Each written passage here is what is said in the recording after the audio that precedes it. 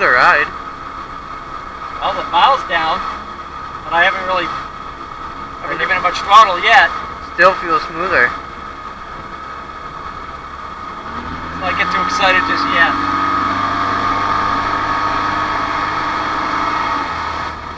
I don't want to put up too much of a weight on my roads here.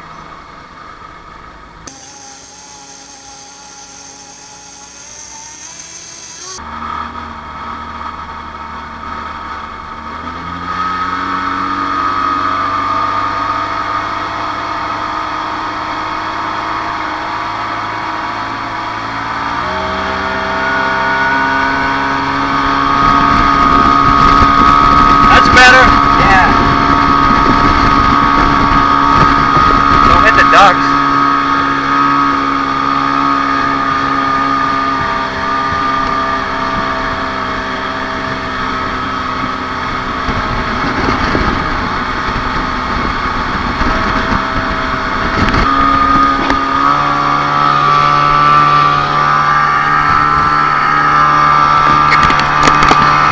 Now we're cooking.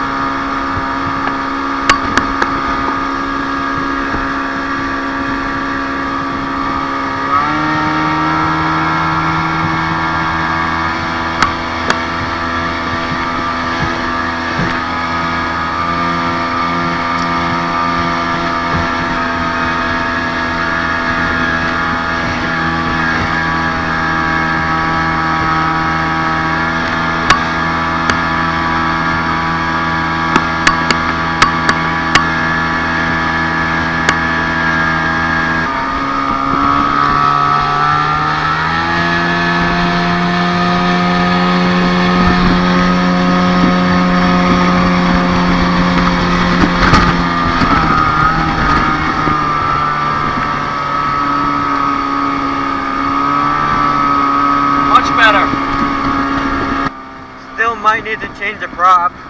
Yeah. They have what they call different pitches of props, and it has to do with the size of the diameter of the prop and the size of the blades and everything. Yeah. For different RPMs.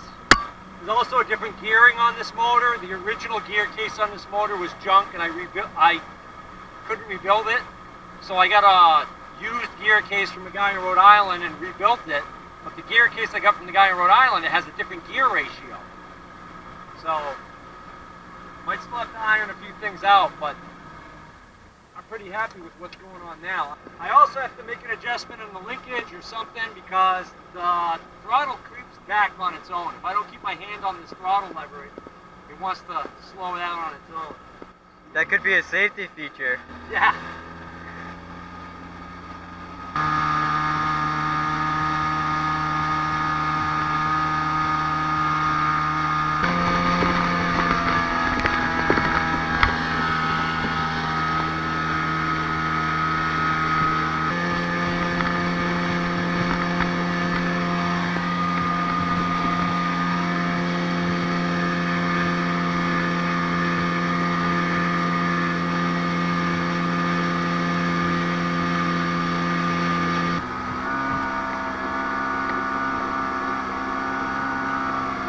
We need to go back. I think so.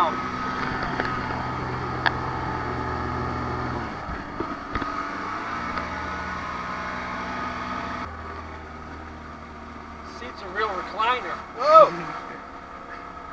It's completely broken down. So you're getting new ones. What are you doing over here? Dock. Oh yeah.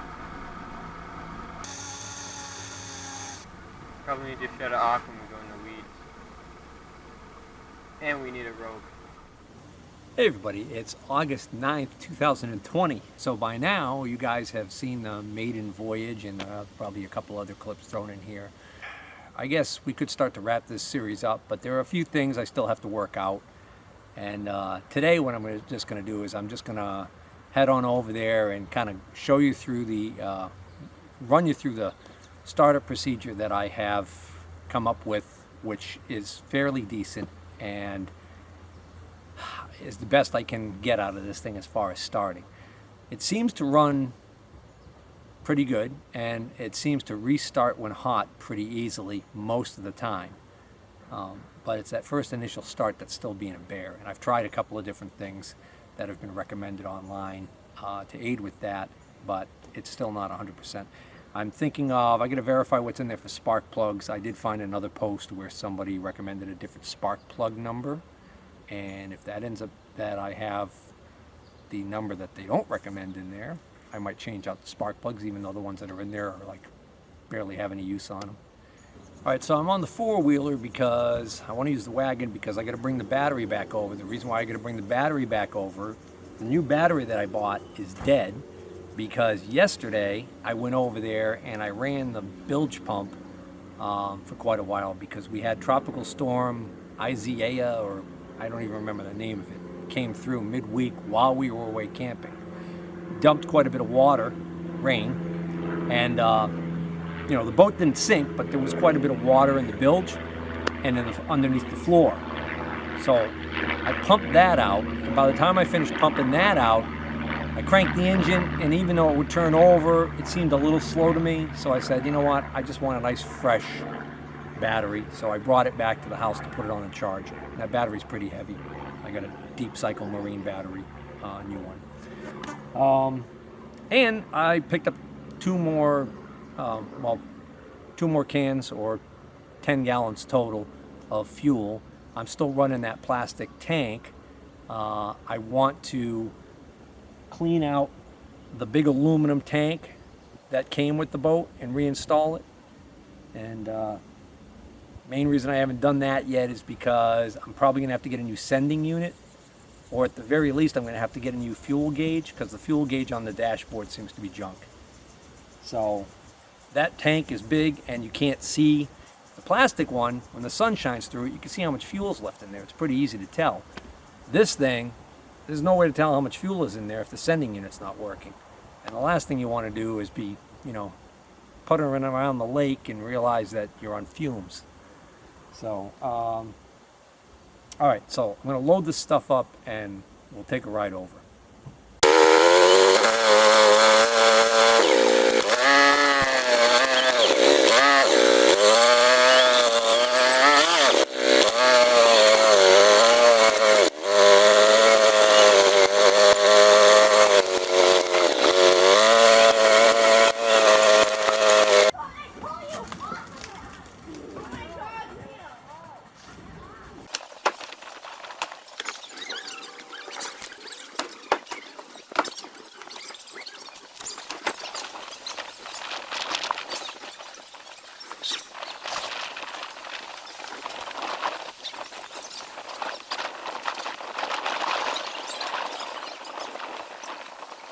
Alright, so for my first attempt, I'm going to try and start it the way it's supposed to be started in a perfect world.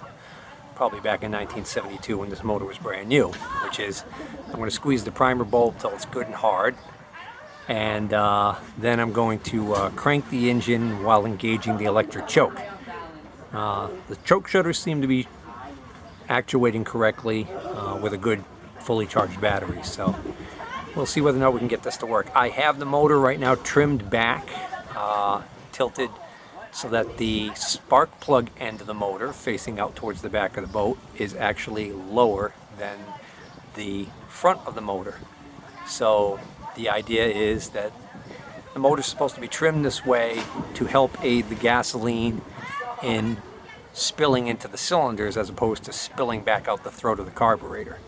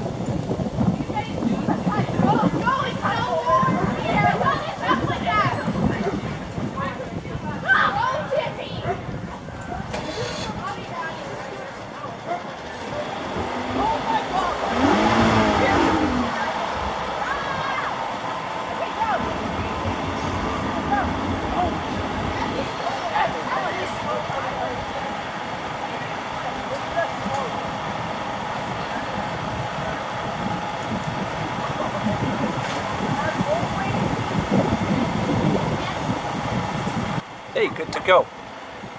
You know, we've been gone camping a whole week, and I didn't get a chance for a few days before that. So I mean, basically things been sitting for 10 days, and that's a successful start off the electric choke.